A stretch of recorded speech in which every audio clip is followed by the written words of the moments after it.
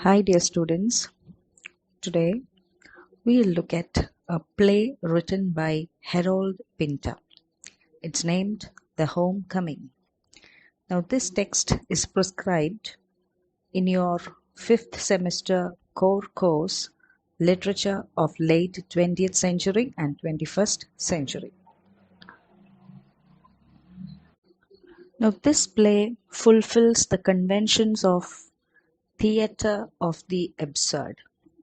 So before moving on to a discussion of the play Homecoming, let's look at what is the theatre of the absurd, what are its key features, and who are the main exponents.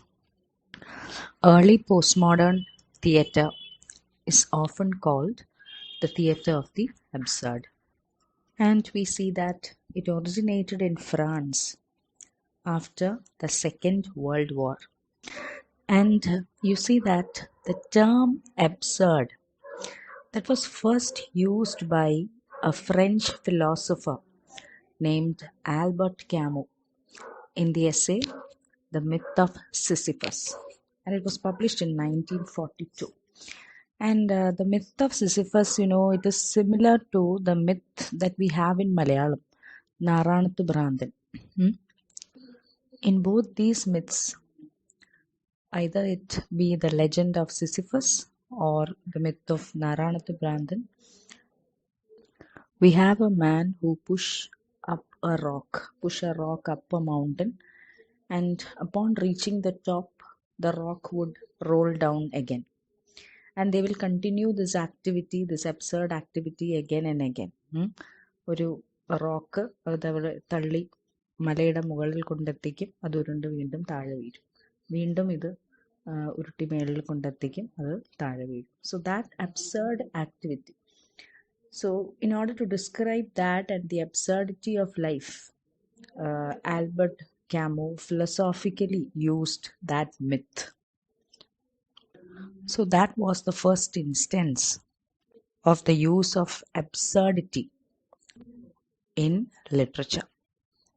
And after that, it was in 1961, Martin Esslin was a Hungarian-born British dramatist. It was he who coined the phrase the theatre of the absurd, because he has published a book of the same name in 1961, and that's how the phrase theatre of the absurd came into existence. Now, even though this movement in drama called the theatre of the absurd, even though it originated in France, it slowly stretched out to the other countries as well. During the 70s, it became very popular in almost all of Europe. Now, these are the important figures associated with the theatre of the absurd. Albert Camus, as I told you, he was the first to use the term absurd in the context of the myth of the Sisyphus. Then comes Martin Esslin, who coined the phrase the theatre of the absurd in his 1961 book of the same name. And then you have a host of dramatists who wrote plays that adhere to the conventions of the theatre of the absurd. You have Samuel Beckett, who's an Irish dramatist, not only a dramatist but also a novelist. He's very famous for his play named Waiting for Godot, which is considered as a representative work of the theatre of the absurd. Then we have the Romanian-French playwright Eugene Ionesco. He wrote mostly in French and is one of the foremost figures of the theatre of the absurd. Next, you have Harold Pinter, the British playwright, whose play The Homecoming. We'll be discussing that in detail. His plays, The Homecoming, The Birthday Party, all this can be referred in the context of the theatre of the absurd. Next, there is Jean Genet. Jean Genet was also a French novelist, playwright. He was also a political activist. And then we have Edward Albee. He's an American playwright, and some of his very important works are The Zoo Story. Then another work is Who is Afraid of Virginia Woolf? So these are some of the major dramatists. It's not that they are the only dramatists associated with theatre of the absurd. You have a host of other writers as well, belonging to different nationalities. But these are the uh, key figures associated with this movement in drama. Now let's look at what are the themes explored through this type of drama, the theatre of the absurd. And next, when we look at the major themes of the theatre of the absurd, we see that it emerged as a reaction of the Second World War. And during this period, we see that the existence of a human being is full of suffering, danger, and cruelty is inflicted. So, such an existence or such an atmosphere uh, becomes the background of these plays. And you see that in a backdrop which offers suffering, cruelty, and danger, human beings feel frightened, despairing, isolated, hopeless, etc. So, this becomes the true essence of the theatre of the absurd. So here you see the writers bringing out the theme of meaninglessness of life. During this time, they couldn't find any identifiable purpose in life. There is the absence of matter, there is the absence of uh, meaning, reality, etc. Then you find an isolated individual. Like everyone felt like an outsider, cut off and isolated in his own private world. Even though there are people around you, you feel like as if you are alone amidst a crowd. Then you have the devaluation of language in absurd plays. Language is no longer important. Language is something that we use for communication, to share our thoughts, feelings, ideas, etc. Right? But here, within the context of the theatre of the absurd, they felt that language has no purpose. Language doesn't communicate anything. Language only helps in miscommunication. So these writers felt that conventional language has failed man. It was an inadequate means of communication. So that is why you find, especially in absurdist drama, for example, uh, like if somebody asks you what is your name, you normally you give your answer, you tell your name. But in absurd drama, you find that the answer will be something else, not at all related to the question. Similarly, there will be pauses and silences because they believed that more than a spoken word, silences convey some more meaning than a spoken word. So, all that shows the lack of communication or the devaluation of language.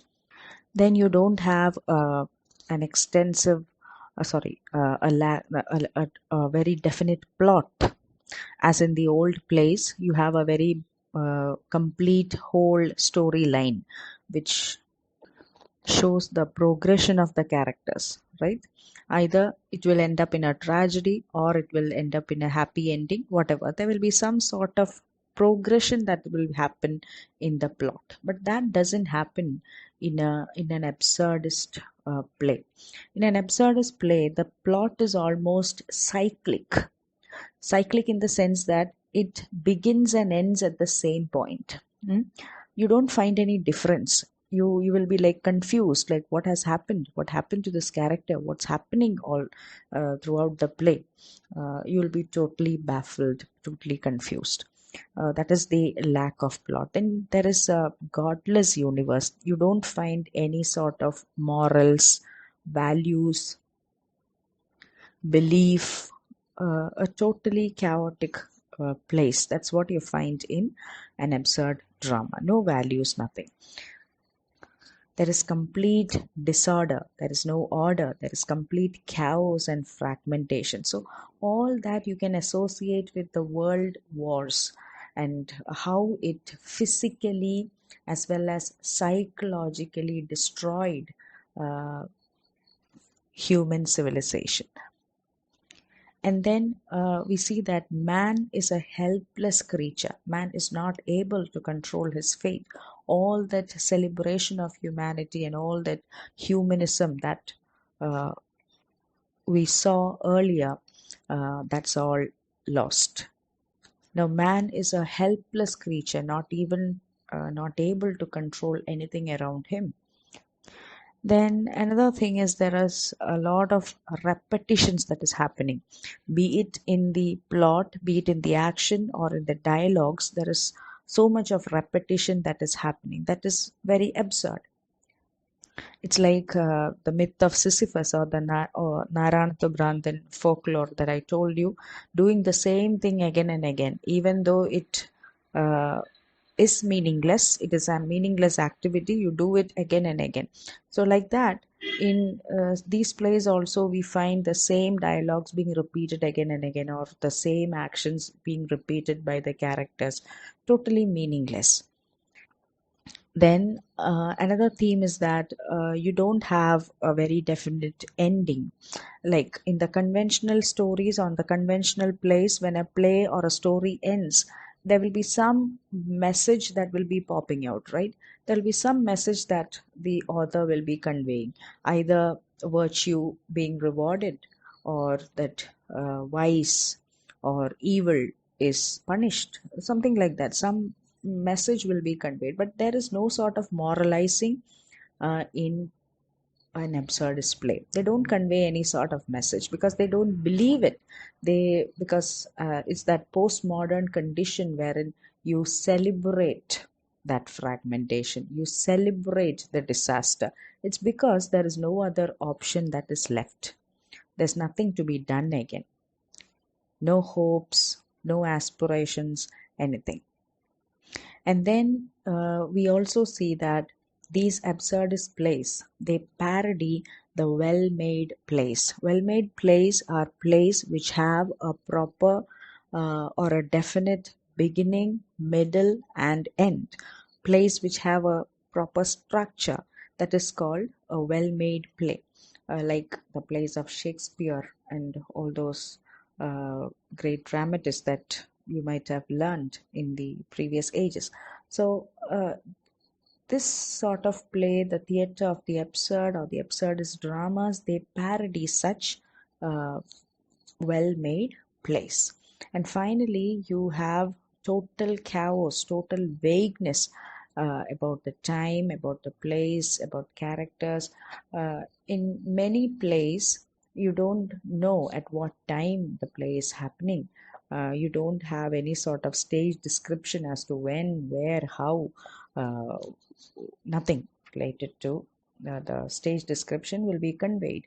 Then the characters, about the past of these characters, who are they? You don't get a complete characterization regarding the characters. So this is all about the theater of the absurd.